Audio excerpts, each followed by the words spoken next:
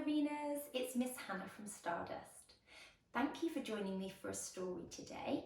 In this video, I'm going to be reading you Angelina on Stage.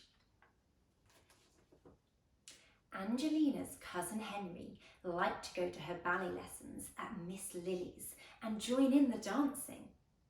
Henry always followed close behind Angelina, copying her graceful steps. But he wiggled and wobbled and didn't look like a ballet dancer at all. After each class, Angelina showed Henry the right way to do pliés and arabesques and twirls, but Henry kept on dancing in his own funny way. Then one day, Miss Lily received a letter from a great musical director. Angelina, said her ballet teacher, how would you like to be a magic fairy in a real grown-up ballet? Angelina was thrilled. Oh yes, please, she cried. It is called the Gypsy Queen, said Miss Lily. Then she turned to Henry. They also need a little elf, and you are the perfect size. Hooray, shouted Henry. At rehearsals, Angelina learned to fly through the air with a special wire attached to her costume so that she looked like a floating fairy. Henry was supposed to scamper through the woods looking for the fairy, but he often got mixed up and went the wrong way.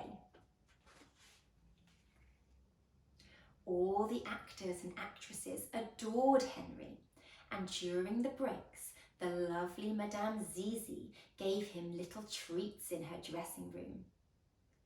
Then they decided that Henry should say something on stage, and Angelina felt very jealous about this.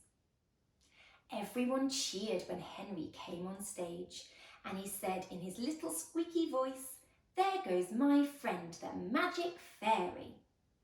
But he was not so good at finding his way from the dressing room to the stage, and he was always getting lost. On the first night of the performance, everyone backstage was very excited. Angelina waited in the wings with her crown on and her wand as the audience got ready and the orchestra began to play.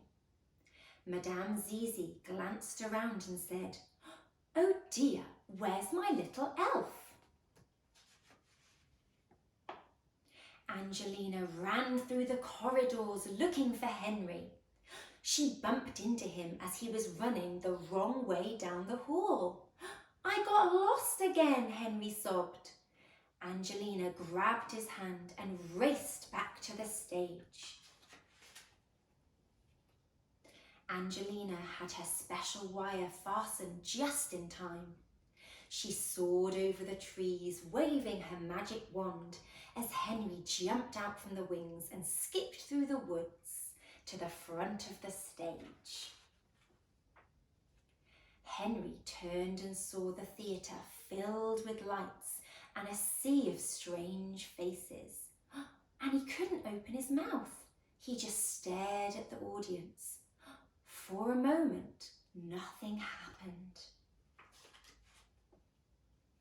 Serves him right, thought Angelina, still feeling annoyed. But when she looked down and saw how terrified Henry looked, she felt sorry for him. Angelina waved her magic wand and called to Henry in a loud, clear voice. "Hello, little elf. Can you see me?" Henry looked up with relief and he said his line, "There goes my best friend, the magic fairy." At the end of the show, Angelina and Henry took a curtain call with all the actors and dancers. The audience cheered and clapped, and the director thanked everybody for a wonderful performance. Madame Zizi gave Angelina some of her own roses. "You're a fine actress, and you'll have a speaking part 2 from now on. Angelina was so pleased that she took Henry by the hands and waltzed around the stage with him until they were both very dizzy. Thank you for listening, and I hope you've enjoyed the story.